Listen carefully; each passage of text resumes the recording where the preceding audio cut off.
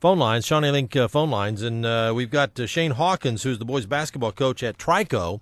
We're going to still stay on this IHSA reclassification deal, and Trico boys basketball is going to be playing in the 2A side of things when the regional starts next year in late February.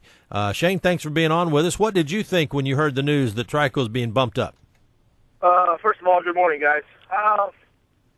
I think at first it was maybe just a little bit disbelief to where we could be, how enrollment could be at 283 and, be a 2A school. And then, once you get to that point of, hey, it's where you're at, then it's, it's time to, start thinking about what you've got to do to get better, to compete at the next level. And, that's the way we've been, since we've been there the last 6 years is, we'll go play anybody, anywhere, and now we'll do it back in the kind of like the old school 2-class system where we'll play bigger schools, and we play enough river-to-river schools, throughout the season. I think last year we played 6 games against river-to-river schools.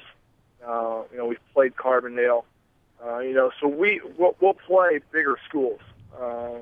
Now we'll just have to do it in the postseason. Yeah, you guys were in the or have been in the Carbondale Holiday Tournament. So you got Carbondale there, and it's kind of, I guess it's kind of the way you kind of lay it out. In the old South 7, I remember back in the old days, back in the 70s and early 80s when they had the old South 7, and you had the Herons and the Carbondales and the Mount Vernons and the Centralias just battling out on a weekly basis, and the sports climate changes, landscape changes. But Trico, as you said, you've kind of played a bigger schedule, so this isn't it that big of a shock to you guys, huh? No, and that's that's the approach that we're going to take. It is, my first year there, it was in the old 2-class system, and I think what it does is it makes your regional championships maybe mean a little bit more because they're not as easy to come by. We've won in a 4-class system. We've won three regionals out of 4 years, and I think our expectation level is maybe grown a little bit, where we expect to win regionals and we expect to be competing for sectionals. And but at the same time, I don't think our mindset has changed. I think we'll still expect to win regionals, even in even in 2A.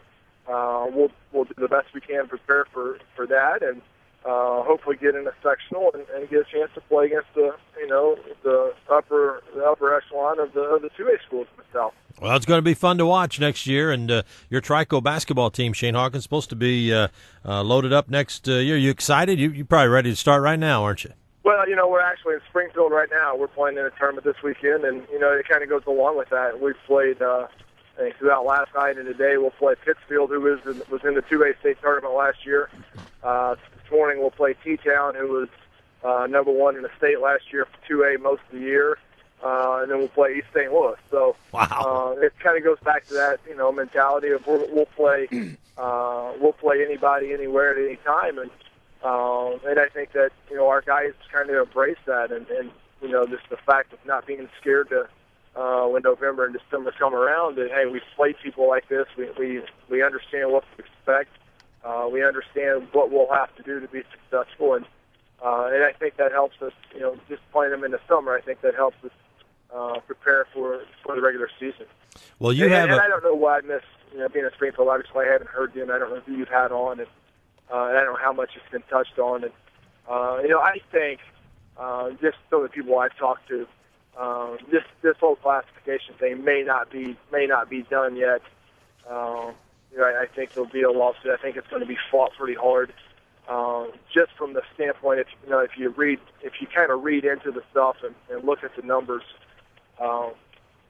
if you are, and a lot of it goes to what they call the multiplier, and I just don't know how it settles, how it can be fair or equal, and that's what the IHSA is about the non-boundary schools and the multiplier, and you kind of get punished if you've been good, and I don't think that I don't think that's really fair either, and you get a non-boundary school who can, whose boundaries are endless.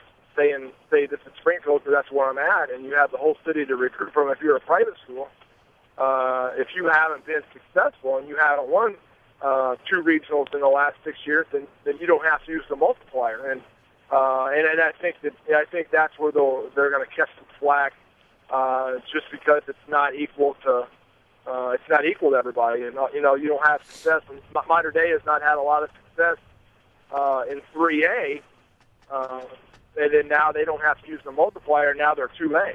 Yeah. Which could, that's going to be a really fun regional with Mater Dei and Breeze Central win. If everything stands pat. And I think there's a lot of issues with it. I've never been against. I've never could quite figure out why there was not a better balance in a number of schools, 1A to 4A. If you look around, your 2A basketball regionals had 4 or 5 teams down here, where your 1A regionals had 6, 7, or 8. So there's obviously the percentage of schools where there were more 1A schools than there was 2A and 3A schools. So I don't have a problem with balancing them out, making your classes more equal or more even as far as numbers of schools. But I don't think you can penalize the schools who have won, and it's. I think that goes back to the way today's society is we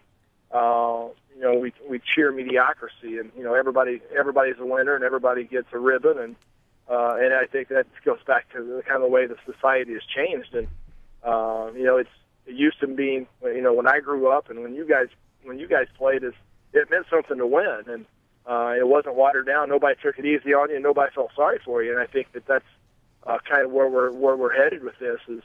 You get a private school or a non-boundary school that hasn't won. Well, we feel sorry for them to give them a fighting chance. Well, that's not always what it's about. It's about putting the work in and getting better and being able to compete. And then when you do win, that championship's going to mean more. Shane Hawkins, thanks, buddy. And man, you have a good weekend against that lineup up there. Just go 500 and you'll be happy, huh? We're looking to win one right now. We're not worried about 500. We need to win one.